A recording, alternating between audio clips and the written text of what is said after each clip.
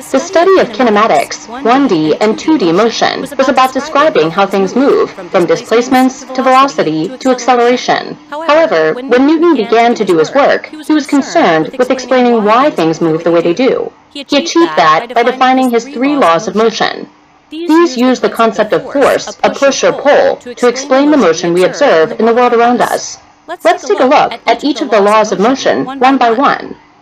Newton's first law says that an object in motion will remain in motion at a constant velocity and in a straight line unless acted upon by an unbalanced or net force. What does this mean? Well, we tend to think of forces as being things that keep objects moving. To keep a shopping cart moving, it seems like you have to keep pushing it and applying a force. However, according to Newton, that's not true. When you let go of a shopping cart, there is still a force acting on it, the force of friction. If you push a shopping cart in space and then let go, it will keep going in a straight line, at a constant velocity, forever. It's the unbalanced force of friction that makes it stop when you push it along the ground on Earth. Thanks to Newton's first law, we know that if we compare the forces acting on an object in each direction, we can figure out whether the motion will stay the same or change. If the forces are balanced, a stationary object will stay stationary, and a moving object will keep moving at the same velocity. If the forces are unbalanced, the object will accelerate, which means it will either slow down or speed up.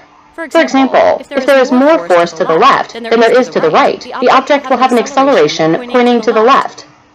Newton's second law is related to the first law, but tells us exactly how much acceleration we get because of those forces being unbalanced. It says that the acceleration of an object is proportional to the net force on that object, and inversely proportional to the mass of the object. This can be written as an equation, which looks like this: F equals ma.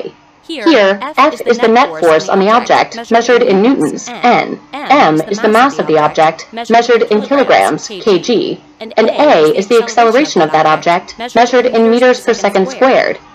This means that an object with a bigger mass, heavier, takes a greater force to accelerate it. It also means the larger the unbalanced or net force, the more acceleration will occur. It's an equation we can use to solve a lot of problems. Finally, Newton's third law is a little different to the others and stands on its own. Newton's third law can be summarized by the famous phrase, every action has an equal but opposite reaction. But that sounds kind of vague. We can get a little more specific than that. A better way of saying it is as follows. If body A applies a force to body B applies an equal but opposite force back on body A. This means that if you push on a table with a force of 3 newtons, the table pushes back on you with the force of 3 newtons. This might seem strange, because people wonder how anything can move anywhere with such a law. However, you and the table are quite different to each other. You have different masses, and you have different amounts of grip on the ground. You're also capable of moving, because you can push the Earth in one direction slightly as you move the other way. This push doesn't affect the rotation of the Earth in a noticeable way, but it's enough to allow you to move. Think about it this way. If you're driving down the road and a fly gets smashed on your windshield, both you and the fly feel a force given by the equation F equals ma. The car has a large mass and undergoes a small acceleration. The fly has a small mass and undergoes a large acceleration. However, the force you feel is exactly the same. Just because the force is the same doesn't mean the two objects feel the same acceleration.